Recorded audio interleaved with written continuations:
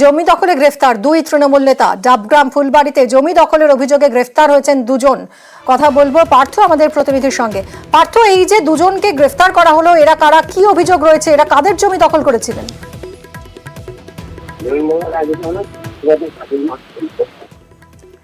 কথা বলবো পার্থর সঙ্গে। জমি দখলে দুই তৃণমূল নেতা গ্রেফতার হয়েছেন। ডাবগ্রাম ফুলবাড়িতে জমি দখলের অভিযোগ রয়েছে এই দুজনের বিরুদ্ধে। মোহাম্মদ আহিদ, তৃণমূলের ফুলবাড়ি 1 নম্বরের প্রাক্তন অঞ্চল সভাপতি মোহাম্মদ আহিদ, তাকেও গ্রেফতার করা হয়েছে। মহানন্দার চর দখলে অভিযুক্ত এই তৃণমূল নেতা, তার বিরুদ্ধে একাধিক সরকারি জমি দখলের অভিযোগ রয়েছে। ধৃত মোহাম্মদ আহিদের সঙ্গী মোহাম্মদ নাসিরও। পার্থ, আমাদের প্রতিনিধির সঙ্গে কথা বলবো। পার্থ, মুখ্যমন্ত্রী কড়া নির্দেশ ছিল যে জমি দখলে কাউকে রেয়াত নয় এবং সেই মতোই কাজ। একেবারে মুখ্যমন্ত্রী নবান্ন থেকে যে কথা ঘোষণা করেছিলেন যে ডাবগ্রাম ফুলবাড়িতে জমি মাফিয়া একটা চক্র সক্রিয় হয়ে উঠেছে এবং তাদের বিরুদ্ধে কড়া পদক্ষেপ নেওয়ার নির্দেশ তিনি দেন। সেই মতোই কিন্তু আমরা জানি এর আগে দুই হেভিওয়েট তৃণমূল নেতাকে গ্রেপ্তার করে শিলিগুড়ি পুলিশ এবং পরবর্তী তাদের দল থেকে বহিষ্কার করা হয় দেবাশিস প্রামাণিক এবং গৌতম গোস্বামীকে। তারপর আবারও নতুন করে একটা অভিযোগ আসে এনডিবি থানার কাছে এবং এনডিবি থানার পুলিশ স্পেশাল অপারেশন গ্রুপের যৌথ অভিযানে গতকাল গ্রেপ্তার করা হয় মোহাম্মদ আহিদ ওরফে চুটকি এবং তার সঙ্গী মোহাম্মদ নাসিরকে। তাদের বিরুদ্ধে যেটা অভিযোগ, একাধিক সরকারি জমি এই ডাবগ্রাম ফুলবাড়ি এলাকায় দখল করার অভিযোগ হচ্ছে তাদের বিরুদ্ধে। এমনকি মহানন্দা নদীর চর, জোড়াপানি নদীর চর দখল করার অভিযোগও রয়েছে এই মোহাম্মদ আহিদের বিরুদ্ধে। এবং এই ফুলবাড়ি এলাকার দাপটে তৃণমূল নেতা হিসেবে তার পরিচিতি এবং স্বাভাবিকভাবেই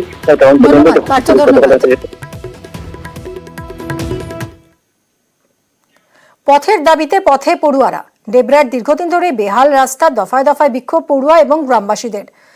সমস্যা স্বীকার করে পদক্ষেপের আশ্বাস দিয়েছেন প্রধান। দিগ্বিজয়, আমাদের প্রতিনিধির সঙ্গে কথা বলবো। দিগ্বিজয়, পড়ুয়াদের ঠিক কি দাবি ছিল আর প্রশাসন কি আশ্বাস দিল? এবং এই নিয়ে কিন্তু ইতিমধ্যেই আমরা আজকে গ্রাম পঞ্চায়েতের প্রধানের সঙ্গে কথা বলেছিলাম এবং যিনি জেলা পরিষদের পূর্ত কর্মাধ্যক্ষ নির্মল ঘোষের সঙ্গে কথা বলেছিলাম। তারা কিন্তু জানিয়েছেন যে এটা সত্যি এটা দরকার আছে এবং যদি তিনি লিখিত অভিযোগ পান বিষয়টি দেখবেন। এই নিয়ে কিন্তু গতকাল সকাল থেকে দিনভর দফায় দফায় বিক্ষোভ হয়েছে পশ্চিম মেদিনীপুর জেলার ডেবরা ব্লকের 1 নম্বর ভবানীপুর গ্রাম পঞ্চায়েতের আকালপোস্ট থেকে চকরাজপুর এলাকায় প্রায় 1.5 কিলোমিটার রাস্তা কয়েক বছর ধরে বেহাল, বর্ষা কর্দমাক্ত অবস্থা, পড়ুয়া থেকে এলাকাবাসীদের যাতায়াতের কিন্তু চরম সমস্যা। তার জন্যই কিন্তু গতকাল দফায় দফায় বিক্ষোভ হয়। পরে কিন্তু প্রধানের উপস্থিতিতে, পুলিশের উপস্থিতিতে বিক্ষোভ উঠে যায়। তারা আশ্বস্ত করেন যে এই এলাকায় রাস্তা হবে এবং এই নিয়ে আজকে আমরা যখন পূর্ত কর্মাধ্যক্ষ জেলা পরিষদের নির্মল ঘোষের সঙ্গে কথা বলি, তিনি জানিয়েছেন যে আমি কোনো অভিযোগ পাইনি, আমাকে যদি লিখিত অভিযোগ দেয় আমরা কিন্তু বিষয়টি দেখব। অনেক ধন্যবাদ দিগ্বিজয়। নন্দীগ্রামেও বেহাল রাস্তা নিয়ে ক্ষোভ। কেন্দ্রেবাড়ি পঞ্চায়েতের ভাসুরকাটা গ্রামে ক্ষোভ। দীর্ঘদিন পাকা রাস্তার দাবি জানাচ্ছেন স্থানীয়রা। বর্ষায় খারাপ রাস্তায় দুর্ভোগ আরো বাড়ে। সুজিত, আমাদের প্রতিনিধি রয়েছেন, আরো ডিটেলে জানাবেন। সুজিত,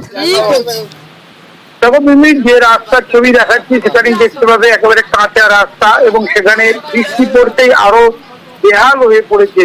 এবং নন্দীগ্রামের কেন্দ্রেবাড়ি গ্রাম পঞ্চায়েত এলাকার এই রাস্তা নিয়ে কিন্তু এলাকার মানুষের ক্ষোভ রয়েছে, কারণ দীর্ঘদিন ধরে তারা এই রাস্তা পাকা করার দাবি জানিয়ে আসছেন এবং সেই দাবিতে কিন্তু সাড়া পাওয়া যায়। দেখতে পাচ্ছি সম্ভবত রাস্তাতে গাছের চারা পুঁতছেন গ্রামবাসীরা। হ্যাঁ, এই নন্দীগ্রাম, যে নন্দীগ্রামের বিক্ষোভ বা আন্দোলন এমনটা কিন্তু দেখে আসছি আমরা বিভিন্ন ইস্যুতে। এইটা যেটা দেখা যাচ্ছে, তুমি যেটা বললে, রাস্তায় কাদা, রাস্তায় জল জমে গেছে, বৃষ্টি হচ্ছে, তার ফলে সেখানেই কিন্তু ধান গাছ পুঁতে তারা বিক্ষোভ দেখাচ্ছেন। কেন বিক্ষোভ দেখাচ্ছেন? তারা বলছেন যে বারবার করে প্রশাসনের দ্বারস্থ হয়েছেন, ভোটের আগে প্রতিশ্রুতি দিয়েছেন রাজনৈতিক নেতারা কিংবা যারাই এসেছেন প্রচারে, কিন্তু কাজের কাজ যে কিছু হয়নি সেটা ভোট পেরোনোর পরে তারা বারবার আবারও গিয়ে দেখা করেছেন ব্লক প্রশাসনের কাছে, পঞ্চায়েতের কাছে।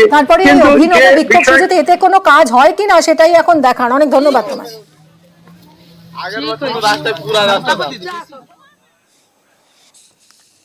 আরো একটা রাস্তার ছবি দেখাবো আপনাদের। খড়িবাড়ির ইন্দো নেপাল রাজ্য সড়ক জলমগ্ন, রাস্তা নিচু হওয়ায় জমা জলে ভোগান্তিতে স্থানীয়রা।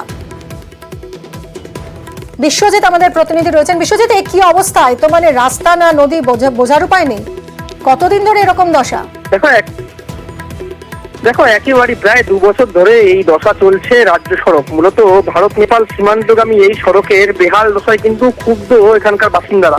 এক বৃষ্টি হলেই হাঁটু জল হয়ে যায়, আর এই জল সারাদিন এমন ভাবে থাকে যেন দেখলে মনে হয় নদীর মতো ভাসছে। মূলত সমস্যা হচ্ছে শিলিগুড়ি মহকুমা পরিষদ থেকে এখানে ড্রেন বানানো হয়েছিল, কিন্তু সেই ড্রেন দিয়ে জল না বেরোয় এই সমস্যা কিন্তু ভোগান্তি হচ্ছে এখানকার বাসিন্দা থেকে শুরু করে নেপালের পর্যন্ত বাসিন্দাদের, এবং তারা চাইছেন দ্রুত এই সমস্যার সমাধান হোক। রাস্তা নিচু হওয়ার জোরে জল কিন্তু নিকাশি নালায় পৌঁছে না, তার জন্য এই সমস্যা হচ্ছে। বাসিন্দাদের দাবি দ্রুত এই সমস্যার সমাধান করুক।